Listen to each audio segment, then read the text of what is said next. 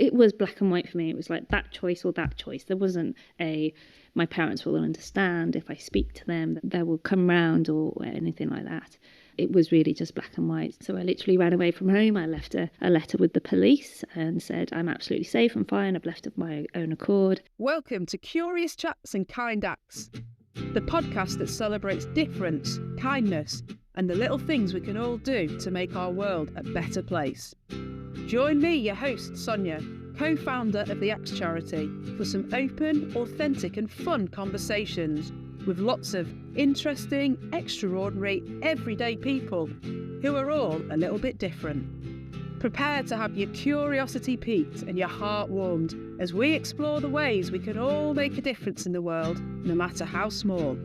So get ready to be inspired, uplifted and motivated to be the kindest version of yourself. Let's make the world a kinder place, one conversation at a time. Hello, how are you this week? In this episode, I chat with Ruby, whose extraordinary story of resilience will leave you moved and inspired. Ruby has shared her personal story of Sikhism and having to escape an oppressive upbringing where she fell in love and then fell pregnant. She talks about dealing with various racial tensions with acceptance and grace. And then finally we share our love, I guess, of long COVID and how she has had to learn to accept kindness and the ability to ask for help when needed. I hope you enjoy this episode as much as I did. I will start by saying we are in an absolutely beautiful building here, which is a converted chapel that is absolutely stunning. The staircase itself is just to die for. And you've lived here how long? Only 3 years. It is a dream. Although, as you said, it's quite cold, which you can understand because it's so high. Let's just start at the beginning. Tell us about your life. Where did you grow up? Where are you from? Oh, fantastic. Yeah. So I grew up in Birmingham. So my parents were like first generation Indians that came over from India. My mum actually came over from Africa, although they were both born there. And I, funnily enough, have never been. So when people say, oh, where are you from? I'm like, Birmingham. And I'm like, no, but where are you really from? It's like, yeah, Birmingham. So are you Indian? Yeah, so I'm Indian by heritage and my parents, but I've never actually been there or anything. But I didn't genuinely mean, well, where did you grow up? But actually, people assume that you're not from England because you've got a... Yeah, brown skin, yeah. It's fine. Face. The PC way of saying that, I haven't worked it out myself yet, but yeah. It wasn't so bad in Birmingham because it's so multicultural. Yeah. And there's just such a huge community there. But the more I've kind of moved around, and I've moved around quite a bit, from there I went to Canterbury, to the Isle of Thanet shortly after that. And it's a very closed community, so they didn't actually have many people come into the community that were from a diverse background, basically. It looked a bit different. Yeah, and so there was a huge influx of people obviously coming over the channel, and they often settled around there. So they just assumed you just didn't speak English or from the UK, just because there was a lot of migrants coming in and settling, around Dover and along that Kent coast. To the point, even actually, I had my first baby down there, and the paramedics wouldn't talk to me. They would just talk to my then husband, who was white English, and they just says, does she speak English?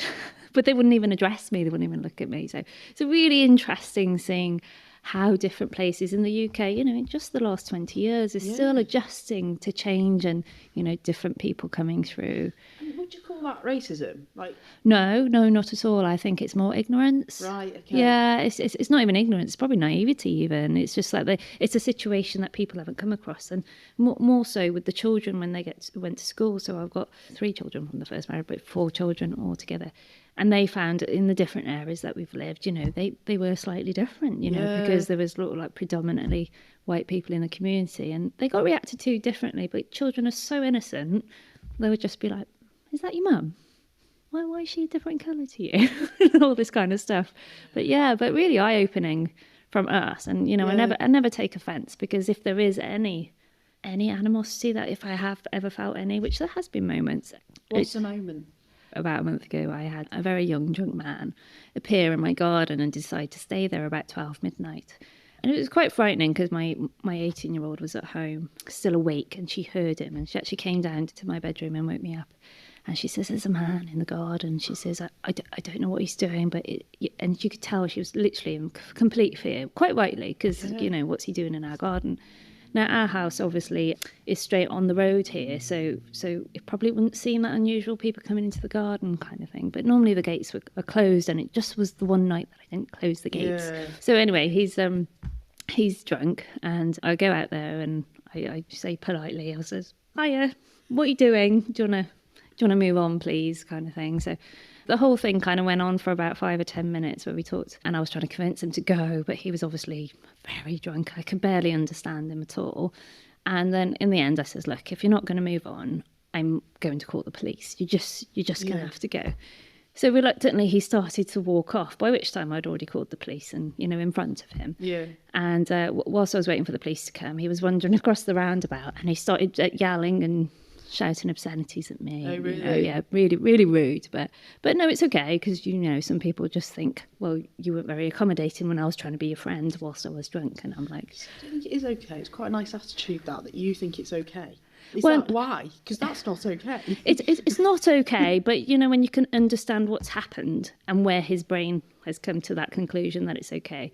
Do you know what I mean? So... No, I don't know what you mean. Yes, you can be empathetic, but he's still...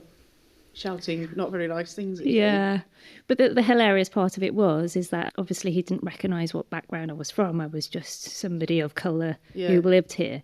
So he was saying, you, swear word, Mexican this, you Mexican. Do you not want to put him right? It was just so hilarious. I was just like, it almost kind of made me angry. I was like, right, if you're going to actually slur at me, at least use the right derogatory term, please, and not the wrong one. So if anything, it was kind of funny in the end. But yeah, it just goes to show it's not because he was being horrible. He was just trying to point out it was different. But it did come from a place of he didn't know any better. Yeah. Do you know? So yeah. And he was a bit brave because he was drunk as well. Yeah, probably. Anyway, right. Grew up in Birmingham. Good life? Good? Just a very typical Indian home upbringing, which is like a very strict lifestyle. You're not allowed out or allowed to do anything. Everything sort of has to be conformed to what your parents say. So it's a very strict household kind of thing. And why is that? Because that's an Indian culture where you do what your parents say. Yeah, you just literally, you must oblige and be obedient. Is that boys and girls, or is that more for good? I don't know. I would say today's society's probably moved on a bit, because we are talking about first generation migrants, if you like. So what's the first generation? Oh, so they were like sort of like they grew up in India, but they were the first generation to live here. So you're a second generation. Yeah, how it works. Yeah, okay. Yeah. So they were, whatever values they had in them were instilled from the country they used to live in. So they're the first generation to have lived here. Yeah. So then I was the second generation to have lived here. So you've only ever lived in this country, and therefore education and the community that you live in would mean that you probably don't have the same cultural beliefs as them. Would that be? I don't know. Yeah, it was difficult because it was conflicted, wasn't it? Because you had my parents who had an idea of the way you bring up children, and this is what you're supposed to do in society, and this is how you fit in. And then that actually collided with the way, in England, how people grew up in that time. We're talking about the 80s, the 90s. And, their vision of what a child is supposed to do was quite different to what a child's supposed to do when I met my friends at school. So they were like, oh, are you coming out to play? I'm like, I'm not allowed. Are you going to come out on your bike? I don't have a bike, and I'm not allowed to come out anyway. And I'm not allowed to talk to you, actually, because you're a boy. And all this kind of stuff. So it was really conflicting, because I could see that they had one lifestyle, which obviously I wanted to be a part of. It was, and then at the same time I was like, well, I mustn't disobey my parents, so I'll upset them, I'll get in trouble. Yeah. So then, of course, then it'd be like, well, I'll do everything that my parents say. And what about language? They had to have learned English? Yeah, so my mum actually used us kids to learn English fully, kind of thing, where my dad didn't so much. But they both spoke English and obviously could, and had jobs here and everything else, so they learnt English for their jobs and things. But my dad was still more comfortable speaking in Punjabi. And so do you speak fluent Punjabi then? Or? Not so much now, because I've got no one to talk to in terms of like conversing. But obviously back when I was young, I was a lot better. But I can understand it just fine. It's just that since I left home at 19, I haven't really spoke it again, just because of the way I left home. And yeah, what happened then? So you're in school and you can't hang out with your mates. What about when night clubbing comes in and that? oh, never went. Never went. Yeah, never did that. Or drinking alcohol. No, never did that either. None of that. So Yeah. you just go home, hang out with your folks. Have you got siblings? Yeah. Were they the same? They were like... Yeah, not allowed. But I suppose everybody finds their ways to sneak out. But I was just really so worried about upsetting my parents. I never did. I was not that kind of kid. Do you know what I mean? Goody-two-shoes. Yeah, you could put it like that. But then not goody two shoes in the end, because I did actually run away from home because I felt so oppressed, I guess. And is trapped. that when you were 19? Yes. So what built up to that then? I think at uni I met the man I then married. Always a man. Yeah, and of course he was from a background that they wouldn't accept, so he was So obviously. could you not take him home really then? No, So because did you leave home at uni or were you travelling in? Where did you go to uni? so I went to uni at the University of Wolverhampton, and that was in a Dudley campus when there was one, and so then that was about a 15-minute drive So from did you- home. So you lived at home during Yeah, uni? I wasn't allowed to move away. Not allowed to move That's away. what uni's about. Yeah, I know, but no, it was like you're going to go there and learn, kind of thing. So, Okay. so then I had a curfew of when I needed to get home for and stuff like that. So I just started getting jobs, and I didn't need the money or want the money because I wasn't allowed to spend the money. So then it was. What, so you had to give all your earnings to... Oh, no, the earnings would stay in my bank, and it was in my bank account, but I didn't have permission to spend it. So So you had to ask, even though you're an adult now, you weren't allowed to go and buy some no, Mars no, bars? no. Not even a Mars bar? Well, no, I obviously did spend my money, just even if it was just on clothes and shoes and stuff that I wanted. And obviously it fueled my car, and I looked after my car with my money. But if I wanted to buy myself the latest games console, absolutely not allowed. Yeah, sort of like, so you couldn't. I think it wasn't so much the culture on that. My parents was just really financially savvy, and there was all about saving and looking after what you earn and not throwing it away, so they would see it as that. So I think that was just their values and what they saw in how to manage your finances. So this just built up and built up. Yeah. And then how did the big bang happen then? So then obviously got myself a boyfriend at uni. And then shortly after got pregnant, so my second year at uni. So then it was told your parents about the boyfriend? no, it was all in secret. And then Would they have allowed you to have sex, by the way, or was that a big no. Oh. All of it was no. You're not allowed to buy a Mars bar, you're not going to be Yeah, absolutely. Yeah. So then it was a choice of, do I abort the baby and give up on the relationship and stay with my parents, or do I leave my parents and try with the relationship and the baby? It was black and white for me. It was like that choice or that choice. There wasn't my parents will understand if I speak to them, they will come round or anything like that. It was really just black and white. So I literally ran away from home. I left a letter with the police and said, I'm absolutely safe and fine. I've left of my own accord. I planned it for months and months and months of how I would do it. And yeah, just one day I didn't come home, which was the absolutely most god-awful thing I did to my parents, you know. Have you spoken to them since? Yes, I did get back in touch with them after I'd had the baby, so probably a good, 6 to 8 months later kind of thing. We did start to reconnect, but because I was so in fear of my parents finding me, we constantly kept moving and just kept moving. Wow, what would they have done if they'd have found you? I believed at the time that they might be violent, or they certainly wouldn't accept my husband. They might do something to him, not necessarily do something to me and the baby, but I was in fear. Yeah. Absolute fear of safety, absolutely. And even when I did get in contact with them, they weren't still accepting of everything that had happened. So eventually I did revisit home, but only I was allowed to go. The baby wasn't, the husband wasn't. And that took a long time to repair. And I think I even went to my sister's wedding that following year, and only I was allowed to attend. And I had to pretend I'd just been away for a little while to all the community and the relatives. And it was just destroying for me. But then I was like, after all what my parents have been through, I just had to respect that was what they needed at that time. So it was a lot of give and take at that time. But eventually they did come round. We're talking years later, but they did come round to letting him into the house, my husband, and But so you've left home, but you've not just left home, you've left all your community. Community, family, friends, everything, cut everything off. And just you and your then boyfriend ran off. Were you still at uni? Were you still... No, well, we couldn't stay at uni, so that's when we went to Canterbury. Why Canterbury? It was just where he got a job, because we'd got married by then.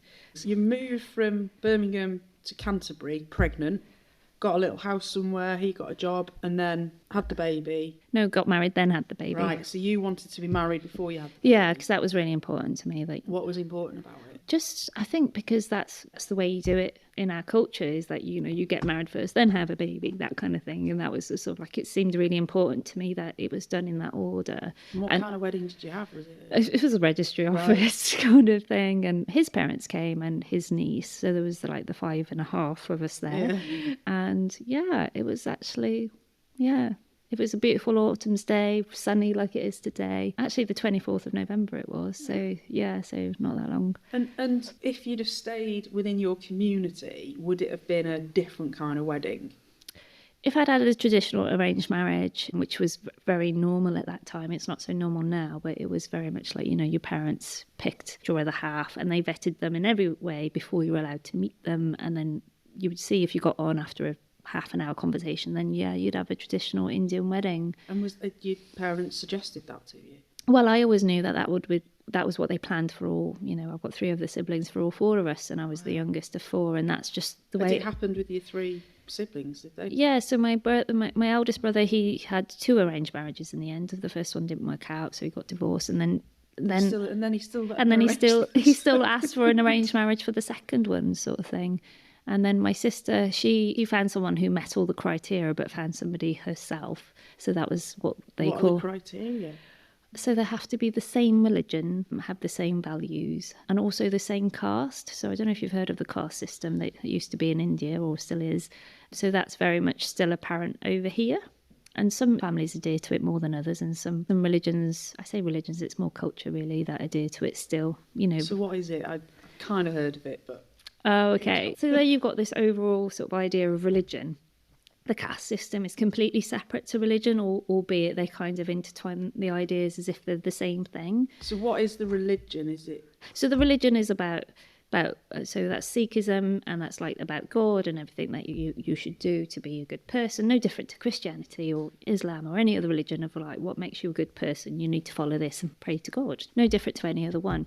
Caste system is based upon your financial placement in society. So back in India, the caste system is broken down to your job that you held in the community. But it seems to be that it's something that's been set over a number of years. So basically, if like the caste system that I belong to is carpenters. So historically, you know, if I went back into my family tree, it'd just be all the males would probably be a carpenter of some sort, because they would learn the trade off their dad. Yeah. And then carry it on and carry it on, carry it on. And you tend to stay in your own community for that. And obviously, even for the last 50 years, or certainly since they've been moving out of India, people have like changed their roles and stuff. But this caste system is kind of stuck. And you kind of belong to this sub-community, if you like. And how many are there in these subgroups? It could be from anything. As many jobs there are, there's a caste system so for. Like 50, 60? Yeah. Wow. So you get you get farmers, you get carpenters, people who often do the jobs of serving servants, that kind of stuff. And each of those have their own name, and that's who they belong to, kind of thing. But then based upon your surname, you can work out what caste system people belong to. So that's why it's still stayed alive now. So is your surname Carpenter? No. It's not specifically that name, but a whole bunch of names. Wood. Yeah, wood. in Indian, but wood. Yeah, no. So there's a whole bunch of names that might belong to this caste system, kind of thing. Why is that important in terms of why can't you mix with the servanty people? Because to be financially stable as a couple into married life, you want to know that you can equally support them and they can equally support you. You couldn't have a doctor marrying a servant, because then it would be like they'd be looking after the servant all the time. Do you see?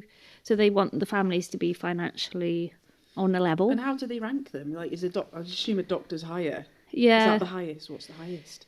I don't know. I never really believed in it or got into it too much, but it often used to come down to financial positioning kind of thing. And then my mum used to say it was just so that, like I say, you couldn't put somebody who had a professional high paid job with somebody who just worked in a shop. in terms of like today's society. But back then, would the woman have worked?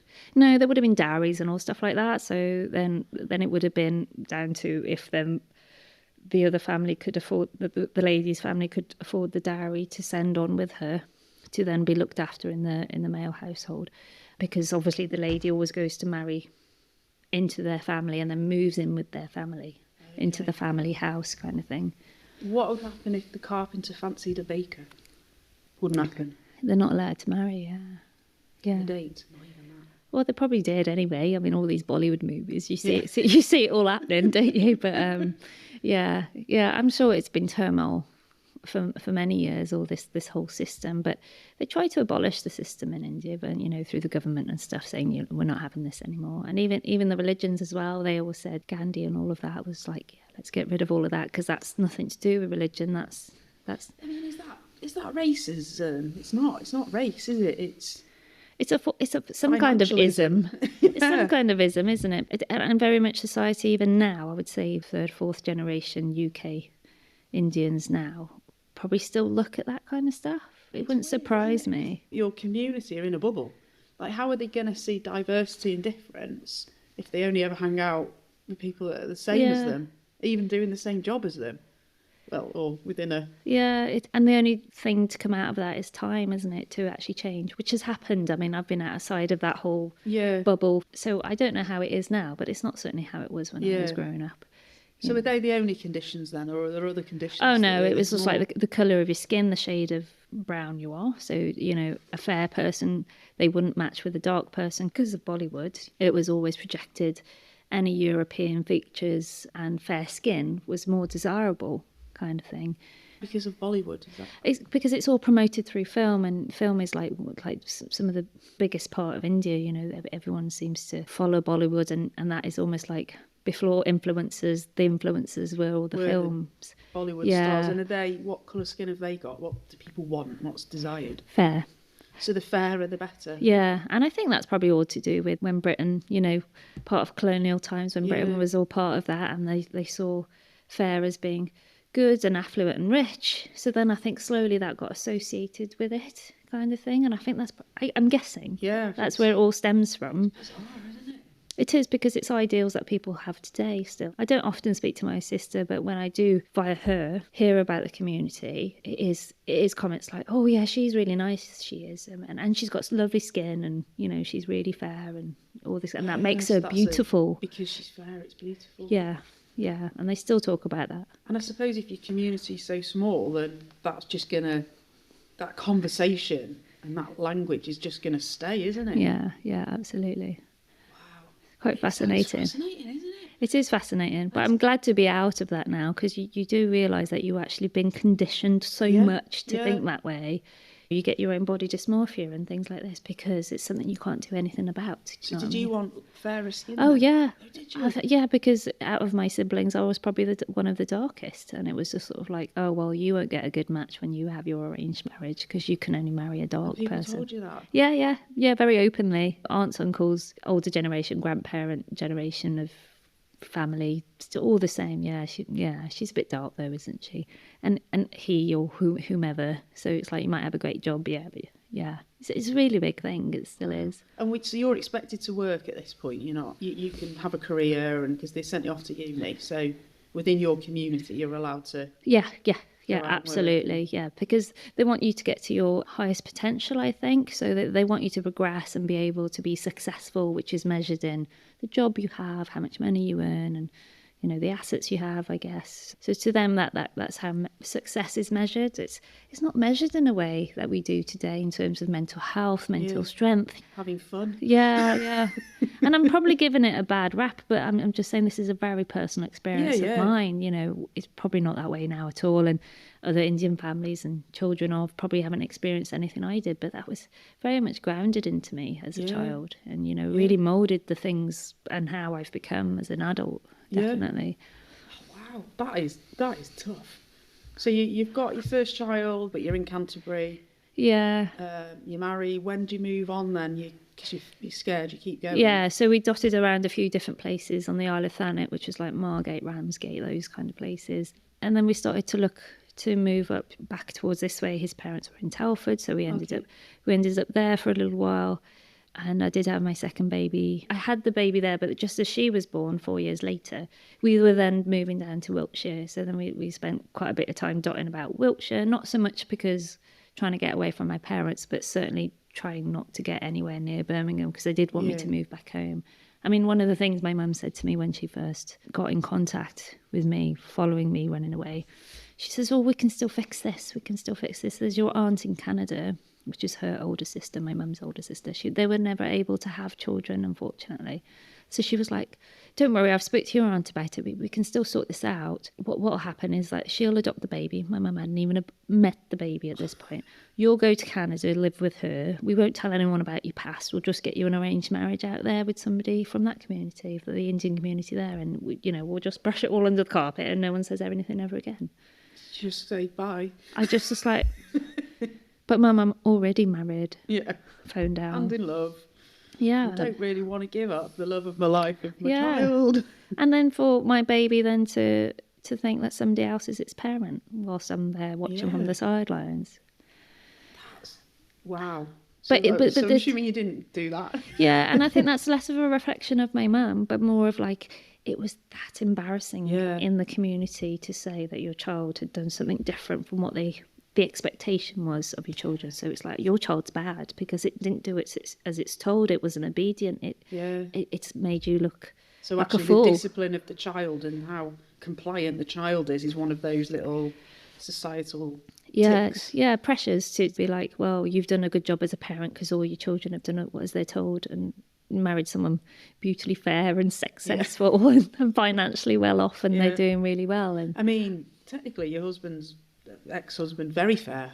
Extremely fair. Did that fair. not go down well though? Too fair. It's got to be, there's a very fine line there. It's got to be fair but not white. And it's not even like some other religions are very much like, well, as long as they change their own beliefs and change to the religion, we'll then accept them. It's not that way in Sikhism. And then that's not what Sikhism is about. It's not about that kind of thing about we need everybody to follow our ways. It is very much a very inclusive kind of religion. I did find when I was heavily religious as a child, I really got a lot from it back then. But I think leaving home, leaving the society, I left religion behind with it. So you've not practiced at all? No, since? I left it all behind. So the culture, the music, the films. I can't watch a Bollywood film. Really? Now. Yeah, it's too triggering. It's too much. And even now, you still get triggered by it. Yeah. I mean, which is a shame because they're great fun. Oh yeah, definitely. Except the 3 hours long bit is a bit much. Yeah. I've only done a couple. I'm not going to lie. It didn't go on. So you've done your Margate. You've had your second child. What's next? Oh, okay. So we move around a bit more. We end up in Wiltshire. The third baby follows not long after. And then within a few years of that, we lost everything. So we had a business, we had the house, we just lost it all. We were homeless and everything. So there was a lot of reasons that led up to that. But then at that point, he'd been married 6 or 7 years by then. And I was just like, actually, I need to get out. This marriage isn't working. There was a lot of issues about honesty and trust and all this stuff. And to be honest, I don't know what happened to all the money. I left that all completely in my husband's control. And and then everything just fell apart again. So it felt like starting again, all over again. And do you know what I had to do? I had to pick up the phone to my mum and dad and said, it's all failed and I've got nowhere to live. We've just been ejected out of our house. Literally whatever we can get on this van is everything I can take, everything else. Because we hadn't paid the rent for 6 months. And my husband kept promising me the money would come and it never came. And, I was pregnant this time, with my number 3 and it was so stressful. We had no food. We'd eaten through all the tins. The only food we actually ended up eating was that my then 7-year-old would go to the neighbours. They had a veggie patch and they would give us some vegetables sometimes. And that's what we were living on. And I was like, I can't do this anymore. I can't. So you still with your husband? Yeah. you've got 2 kids and 1 on the way. So how come there's no money? Are you assume not working because you're looking after the kids? Yeah. So I'm not working. Yeah, because I couldn't get a job. I'd been on maternity leave anyway at that point because I was that late on in the pregnancy. And then he wanted to start a business, and within 9 months, like I said, all the money from the house went in it. All the money from his parents' house went in it. And anything of my earnings I had up to that point, before I went on maternity leave, that all went in it. But I think he just got quite a few things wrong and then didn't admit to it. It spiraled and it spiraled to the point when I was like, is there any money? And it was like, no. He maxed out all my credit cards. He'd done everything. So we were at the point of, literally lost everything. And I'd been promising our landlords, we'll pay the rent, we'll pay the rent. And then we never did. It was amazing that they didn't pursue us further because they were short of the best part of $4,000 after 6 months of not getting the rent. Yeah, so then it was on. So we're literally, there's a van outside. We've put everything we can on it. The baby's 4 weeks old. And we're just like, where do we go? I even went to the council to see if we could get emergency housing and things like this, especially because the children were so young. Yeah.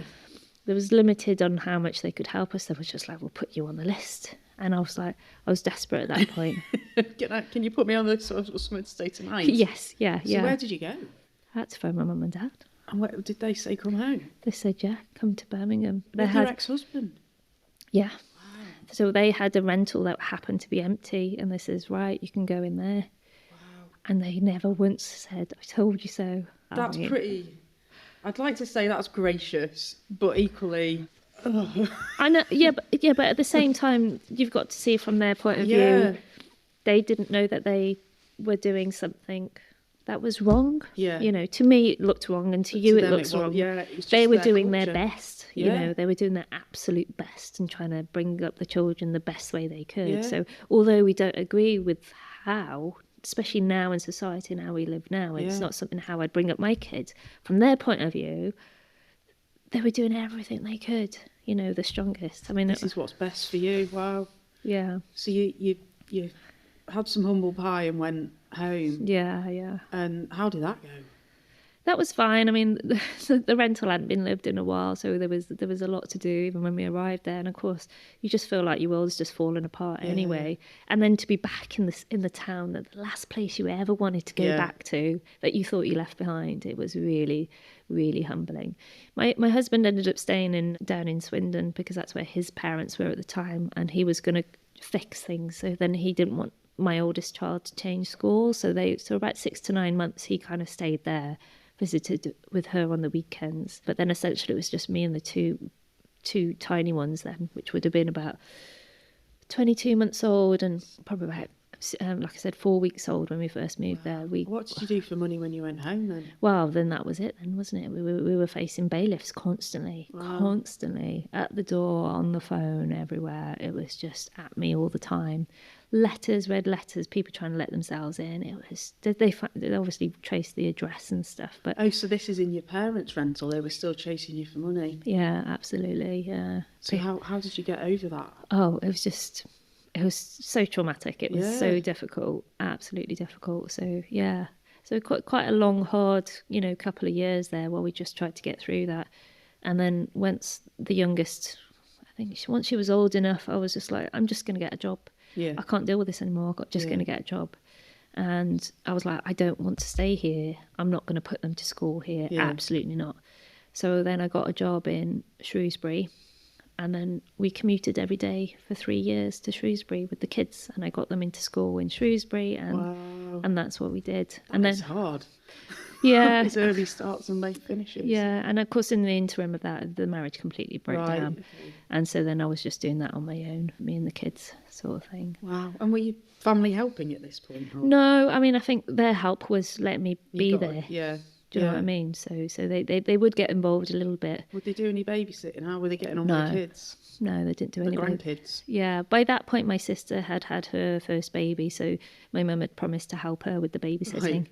So then she got first dibs, if you like. Yeah. And so then I couldn't put my kids on her as well. So my family were there, but in their own way as much as they could be, considering the past. So a lot more than I would have ever imagined them to have been, kind of thing. So, and then of course my dad's attitude completely changed. Not too long after that, he got cancer. And he suffered with it for 10 years. So he was really ill for 10 years. And his outlook on life just completely changed. And all of a sudden, he was just like, he wanted to see the kids and wanted to meet them and wanted to get to know them. So it wasn't that regular, but you could tell from his, for me to see my dad that way, it was a complete about turn. It was just, I didn't recognise him at all, sort of thing. So he started to see the value of life and everything, and how important, actually, who cares what the community thinks? These are my grandchildren, kind of thing. So that was quite something when that all happened. So your job in Shrewsbury, did that improve? Did you manage to get accommodation in Shrewsbury and you didn't have to commute? Or? Yes, a dear friend was helping me out, that was letting me to stay sometimes at her place during the week, so I didn't have to commute every single day, because you can imagine the M6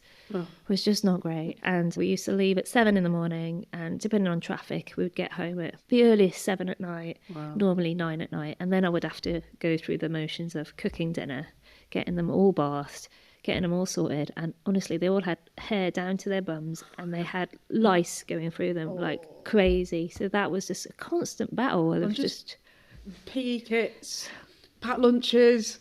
What time are you going to bed? it would be just, it'd just be as soon as I finished with them, then I'd be going to bed to do it all again the next day, and that's just how we lived life every day, every day for 3 years. But eventually I did manage to find a house, but of course my finances were ruined. So that's when my family helped me again. Helped me with the deposit for the house. They weren't going to let me have the house, even though I was going to be paying the mortgage. They said, you're not allowed to have it in your name. Not allowed, because they just didn't trust me financially. They said, you'll give it to my ex-husband. They said, you'll give it to him in a flash of an eye if we can see you getting back together with him, and we don't want him to have it in any way, shape or form. So no, you can't have it in your name. So then it was almost like I felt back on a tether. And I had to keep in line. So it took 11 years to come out of that situation. Wow.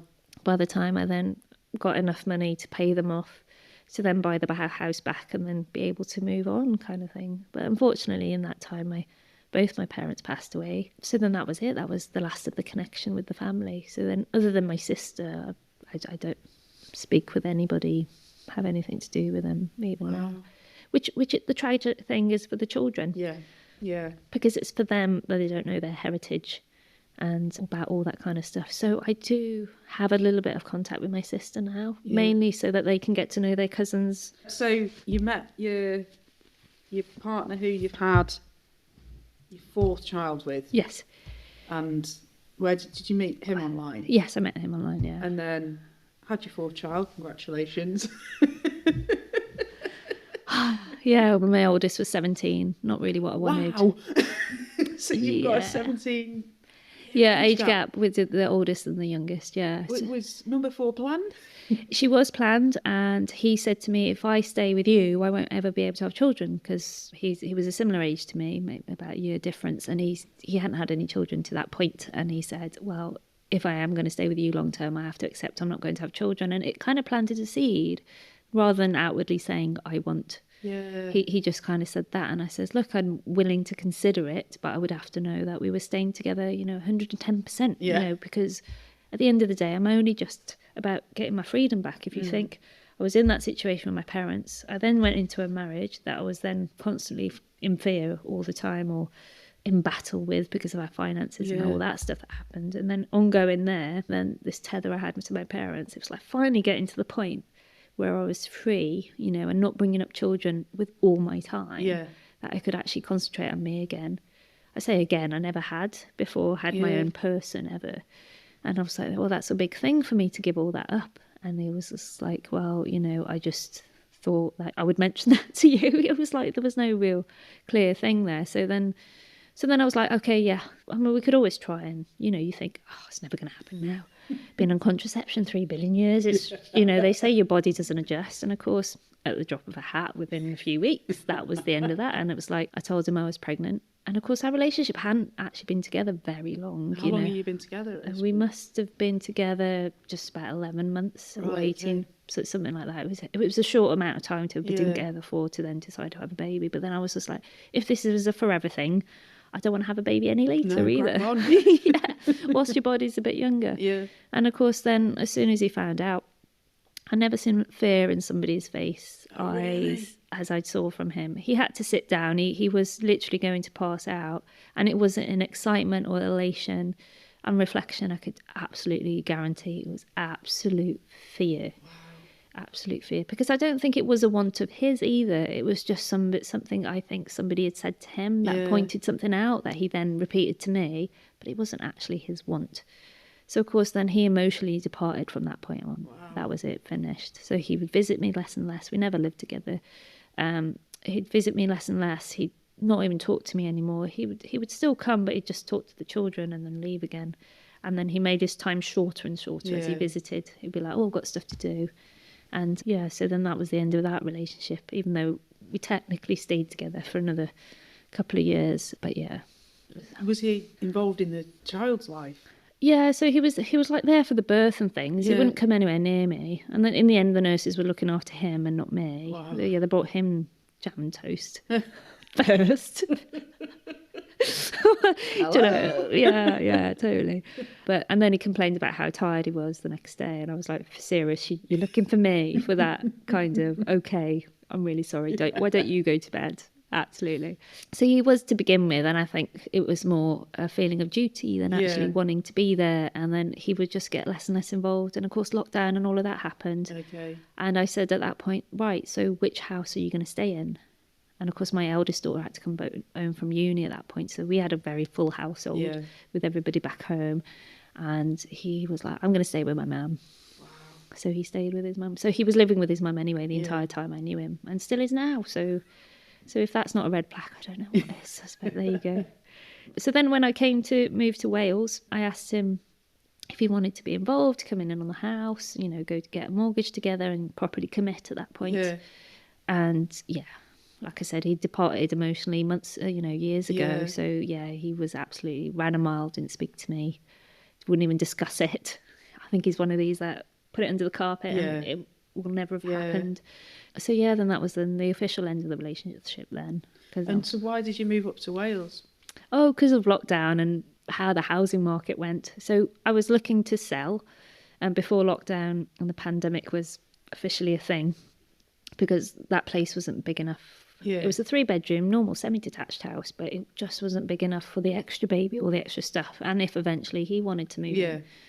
And then I was just like, if I could buy a bigger place, then I just need to upgrade because we just don't have enough bedrooms, and things like that. So then the house sold quite quickly, and then it was just a race to find something to replace it. And then the search area just got bigger and bigger, and you couldn't view houses at the time. Yeah. Things were selling but without viewing sometimes, and stuff was hitting the market, and within an hour it had gone. It was so difficult. So my search area just got bigger and bigger and bigger. Certain criteria had to meet, that the kids could commute back to Shrewsbury, and so there's a train station not far. And then that kind of we landed on this place, and of course looking at it, we just looked at it, fell in love with it. Yeah. Didn't research anything about the area, anything else about how different it is in Wales compared to England, and different NHS and all this kind of stuff. Didn't know any of that, but well, we'll have that house. So it's amazing. And everything kind of, we worked out as we went along kind of thing. It's beautiful though. Yeah. Are you still glad? Yeah, because it's a better way of life that I have now than the situation that I had been in when I was in Shrewsbury. We were in a small village just north of Shrewsbury, and we had our moments of racial tension and stuff like that, so I didn't feel I could integrate with that community terribly well. People had often asked me when they saw me about in the village, or if I ever went into the church, because we lived right next to the church. Sometimes they have craft fairs on or something. I'll be like, "Oh, have you just moved to the village?" And I'm like, "Been here 11 years actually." And then they'd be surprised about my accent. I was like, "Oh, here we go again." It's like, you expect me to speak with an Indian accent? It's phenomenal. And I thought, especially because it was there's an RAF base there as well, the amount of people that move through that village generally is quite high. So I thought they'll be used to other people, but it seems not. There was some issues we had there. And so you have experienced a lot of racial tension, but is there any, throughout your life, has there been the opposite, some really good kindness? Oh, absolutely. Some of the friends I have that I've known for years have been nothing but made me feel normal and equal and absolutely amazing. And if anything, felt more included. And it's irrespective of age and race and all that kind of stuff. You know, one of my best friends who doesn't live too far from here, she was my manager before. She was my boss for many years. So what kind of stuff would you say is like an act of kindness from her? What kind of examples? Non-judgmental and just unconditional support. Because of the way my life has been, I've not been good at keeping relationships, you know, in terms of, you know, friendships or connections I've made over the years and all the places I've lived, you know, met lots of people, but I've never stayed friends with any. Yeah. And she's always made sure that tether is always there and just checks in for me because she knows that I'm not good at that kind of thing. And it's obviously an attribute in her personality that's great. And each time it's always like just really thoughtful and feeling accepted, which I never did throughout life. I never felt accepted from my family, and especially trying to get accepted again when I returned home, you know, and all that kind of stuff. And there was just, and she knows all about my past, everything that's happened and more. And it's just that whole kind of like being seen as an equal and being accepted. So actually the best act of kindness someone can do for you is to just treat you as an equal, which to be honest should be a given, but for you that is an act of kindness. And see me for me, do you know what I mean? See me for Ruby on the inside, irrespective of what the outside is or how it presents. And what about kind of practical stuff? Like, is there any examples through your past where people have done practical acts of kindness? Oh yeah, absolutely. Because I've always had to be quite strong and kind of like get myself out of really difficult situations, even down to relocating from Swindon back up to Birmingham and doing all those difficult things. I've always found it really hard to ask for help just because you're just so self-sufficient and you're just so of the mindset, if I can rely on anyone, it's me. It's just totally me. And of course, having this long COVID the last few years, it has been like, I actually can't do all the stuff that I could do before. I actually physically can't manage it. And mentally even, you know, the stress and the anxiety gets to me more now just because I don't feel so robust in all sorts of ways in terms of memory and fatigue and all that kind of stuff.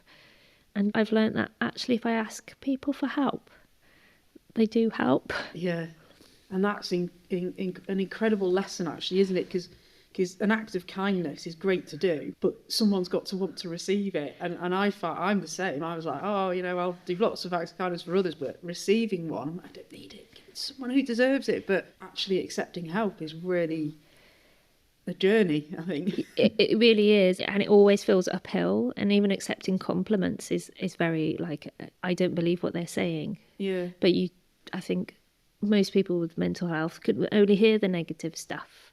Just maintaining it. There's been things I've had to do, like put up plasterboard in the garage and plasterboard sheets above my head. Even if I was physically strong and able, there's no way I can do that on my own. Very reluctantly, I asked for help, and it arrived, bells, whistles, and all ready to go. And like, absolutely, yeah, sure, I can give you a hand. And that was like from one of my best friends, Dave. He was just sort of like completely unconditional. And no expectation of anything in return. And that's the key. For me, everything always cost. You know, you don't get anything for nothing. I always say that to my kids. You don't get anything for nothing.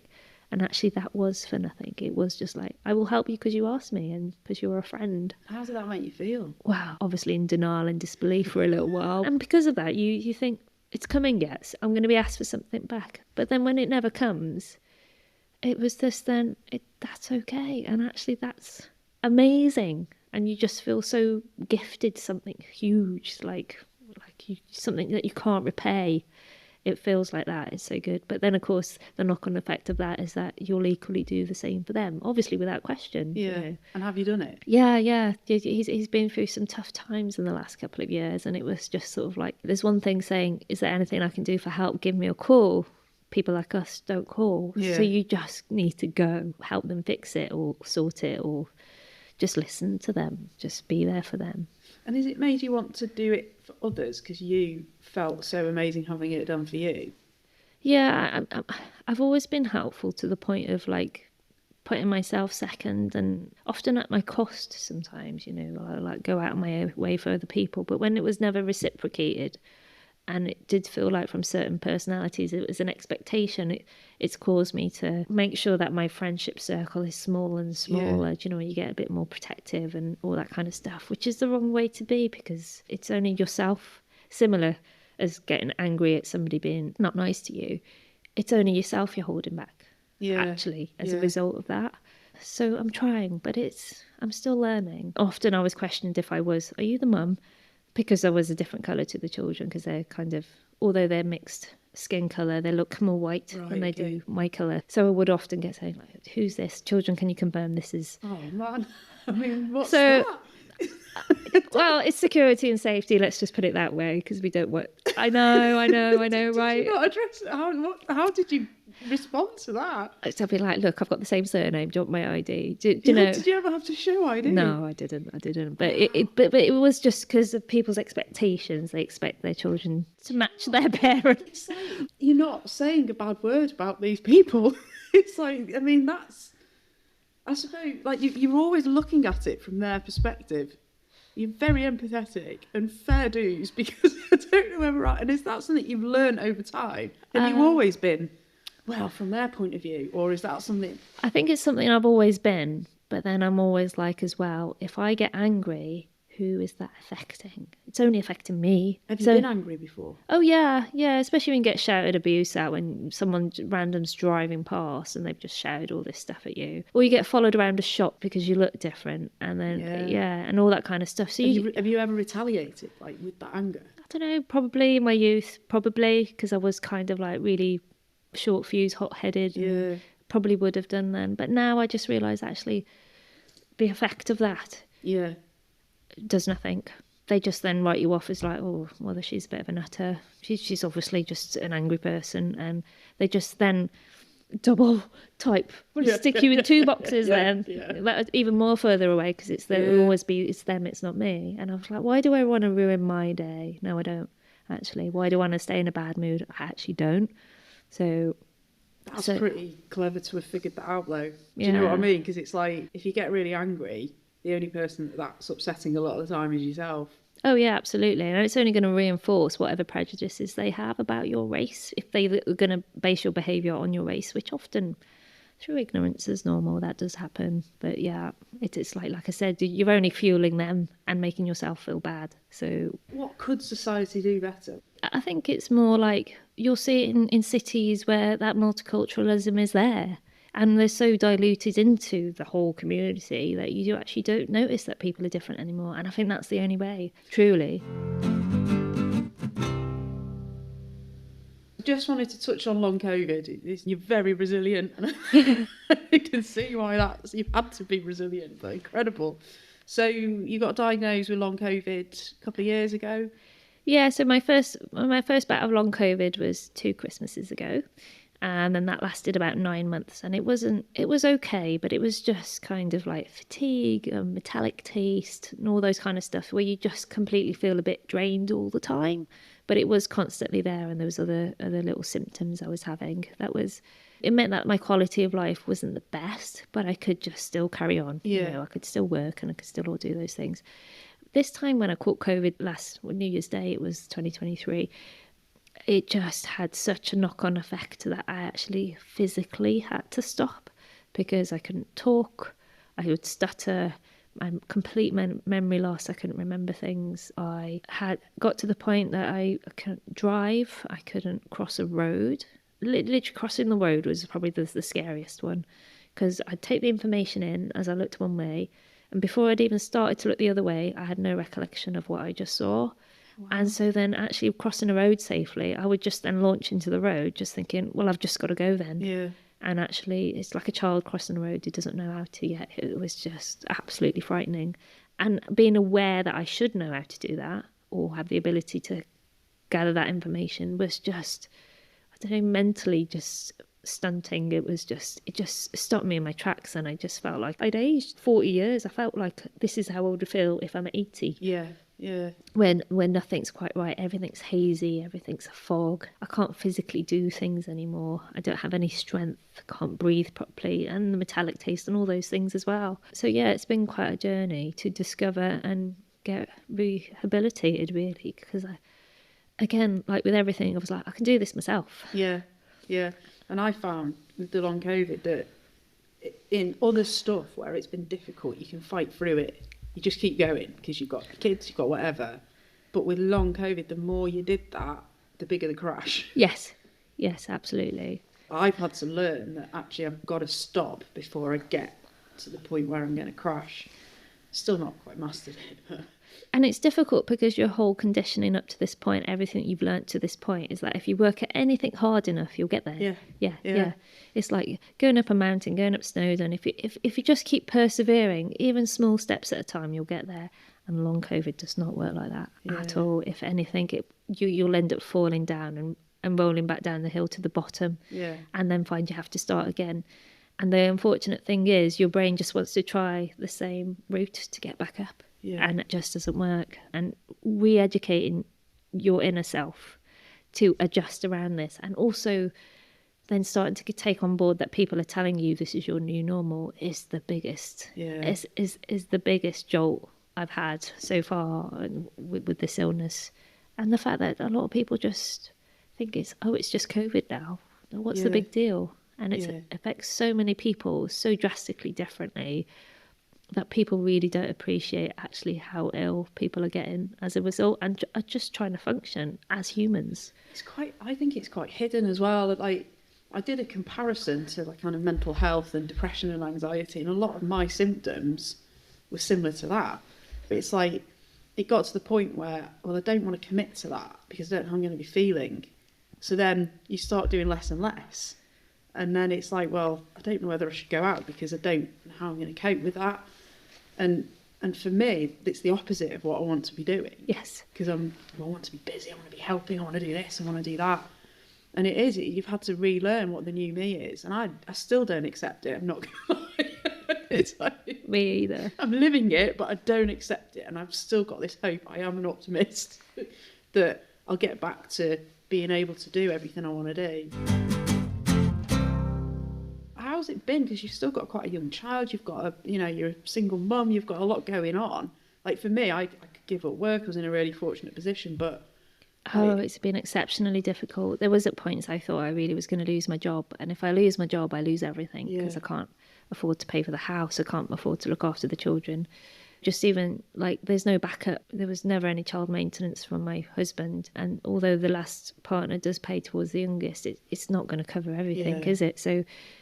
It really is, it's me or nothing. If then there's no backup plan, there's no parents to call this time, there's no one to fall back on. So it really is vital that I keep going, and that's probably what's actually given me my strength. This is like, well, if there's no you, there's nothing, so you need to carry on. But amazingly, my employer has been so supportive and just so kind of given me the space I've needed and help me get back to work to a level, to the point that I can still function as the parent and look after everything. I'm no way near at a point where I think, actually, I'm the person I was 2 years ago. And what scares me is that that's not coming back, and that's my ultimate fear. You just think the little things. I just want to be able to run again. Well, having that choice to run if I do want to run, and feel that. Because my job at work is I'm just sat behind a desk all day. And it's actually, when I'm working from home on my own, only seeing the kids in between, it's very isolating. So just having that time outside and being able to run if I want to, it is that freedom I'm craving. And when you can't get that, you just, I don't know, I just feel really boxed in again. Well, it's back to those feelings that you thought, that's Heather, but it's to your health now, isn't it? Yes, yeah, absolutely, that's spot on. And do you feel the brain fog and that has improved, or are you still... Yes, and this is the biggest question that you touched on before, is it long COVID, or has long COVID kind of made some other thing happen? And actually I'm suffering from that now. Yeah. The amount of people that have said to me, "You sure it's not menopause?" And I was like, "Are you saying that because I'm a woman?" I was like, I'm so defensive about that question now, which it could be menopause. Do you know what? I genuinely, I worked for Macmillan for a long time, so dead paranoid about cancer. I had an itchy mole. Right, I need to get this checked out. Off to the GP. I went in with an itchy mole. I came out with HRT. Wow. I wasn't expecting that. Yeah. So we always finish the podcast with just like a summary of some of the kindness like the top 3 things that we've kind of discovered. I think for me, one is your empathy is incredible. Oh, thank you. By having that perspective, you can understand people and almost forgive them for the wrongs that they're doing, and that is really great for you, but also a really nice way to live, I'd say. The other one I'd say, which is really interesting, is your best friend who like treats you equally and accepts you for you, who you are, and loves you for that. I think that's a really interesting act of kindness. I'd say it's probably a given, but clearly not, because that's really important to you. So I think that's, in terms of an act of kindness people can do, is let's just treat people equally, and that's kind of way up there on your list. What's the third one? What else? We've talked about loads, haven't we? Yeah. What else would you say? I think probably that unconditional love that you do have from parents. So as much as there must be many of us who don't get on with their parents and not seeing eye to eye, or you just rub each other the wrong way, but actually deep down the core of it, however they've treated you in life, the kindness I can give back to them, to actually say, actually that was fine what you did, as much as it made me the way I am and made my life the way it was, that there's not blame there. Because there was a long time where I was just sort of like, me and my parents don't get on, I don't like them, I don't want to talk about them, and all that kind of stuff. But actually being able to come full circle, and not even that reflective as a parent myself, but just so that I can move on, Is that forgiveness? Yeah, I guess so. So actually it's an act of kindness to forgive, both to the person you're forgiving, but also to yourself. Yes. Yeah. I think you've probably captured it better than me. I really liked it when you said, well, it shouldn't be, but for you it got to the point where you had to ask for help. But actually that was a really beautiful thing. So actually we could learn from that, where just be vulnerable.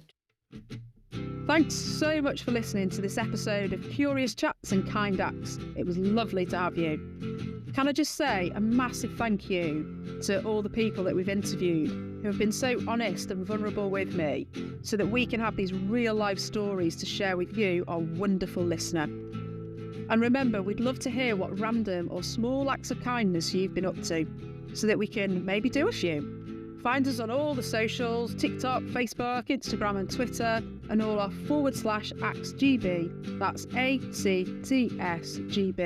And drop a comment on our feed, tweet us, or even send a photo. Let's build our kindness community together. We'll read some of our favourites on future episodes of Curious Chats and Kind Acts. And you never know, we might even have a go at a few of your ideas ourselves. Watch this space on the socials. For more information about the Acts charity, including how to donate to us, head to actsonline.uk. See you next time!